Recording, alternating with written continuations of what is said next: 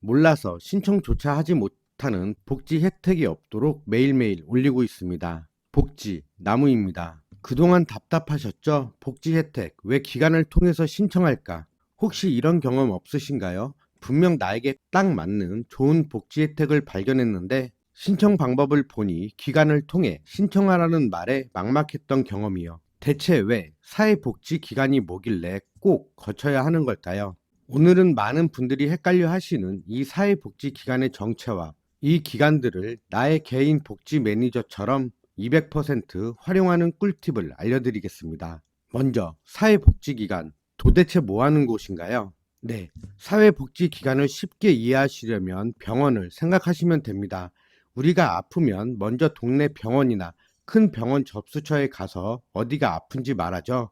그 접수처가 바로 행정복지센터, 주민센터입니다. 그러면 접수처에서는 내 증상에 맞는 전문의에게 보내주잖아요. 그 전문의 선생님이 계신 진료실이 바로 사회복지기관입니다. 사회복지기관은 단순히 서류를 대신 내주는 곳이 아니에요. 하는 일은 크게 세 가지입니다. 먼저 첫 번째, 나의 어려운 사정을 아주 자세히 들어주고 지금 가장 시급한 문제가 무엇인지 정확하게 진단을 해줍니다. 두 번째, 진단 결과를 바탕으로 나에게 딱 맞는 복지 혜택이나 프로그램을 찾아서 연결해 줍니다. 내가 몰랐던 약까지 처방해 주는 거죠. 세 번째, 한 번 돕고 끝나는 것이 아니라 문제가 잘 해결되고 있는지 꾸준히 연락하고 돌봐주는 역할까지 맡게 됩니다. 그렇다면 우리 동네에는 어떤 복지기관들이 있을까요? 먼저 종합병원 같은 곳, 종합사회복지관이 있습니다.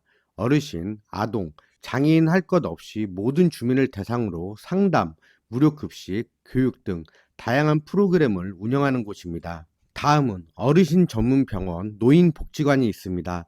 어르신들을 위한 건강관리, 취미, 교실, 일자리 등을 전문적으로 지원하는 곳이죠. 다음은 일자리 전문 클리닉, 지역 자활센터, 일할 의지가 있는 분들에게 안정적인 일자리를 연결해주고 스스로 자립할 수 있도록 돕는 곳입니다. 이 밖에도 장애인을 위한 장애인 복지관, 아이들을 위한 지역 아동센터 등 특정 어려움에 맞는 다양한 전문 기관들이 있습니다. 그렇다면 왜 기관을 통해야 할까요? 그건 바로 신청하시는 분에게 훨씬 유리하기 때문입니다. 첫 번째, 합격률이 올라갑니다. 기관의 이름으로 신청서가 들어가면 이 기관이 보증하는 분이니 정말 도움이 필요하겠구나 하는 신뢰를 주게 됩니다. 개인이 신청할 때보다 선정되는 확률이 훨씬 높아지게 되고요. 두 번째, 전문가의 도움을 받게 됩니다. 어떤 내용을 강조해서 써야 할지, 어떤 서류가 필요한지 사회복지사 선생님들이 꼼꼼하게 챙겨주니 서류가 미비될 일도 없게 되고요. 셋째, 숨어있는 복지를 찾아줍니다. 나는 A라는 혜택만 신청하러 갔는데 상담하다 보니 B나 C라는 혜택도 받을 수 있다는 걸 알게 되는 경우가 아주 많습니다.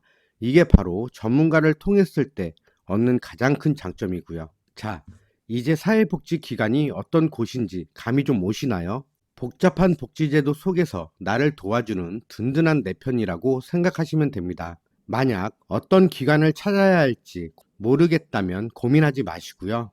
가장 먼저 가까운 행정복지센터에 찾아가서 제가 이러이러한데 도움을 받을 만한 복지기관을 좀 연결해 주세요. 이 한마디만 하시면 됩니다. 사회복지기관, 더 이상 어렵게 생각하지 마시고 나의 권리를 찾아주는 든든한 파트너로 꼭 활용해 보시기 바랍니다. 이번 영상 조금이나마 도움 되셨다면 좋아요 한 번씩만 부탁드릴게요.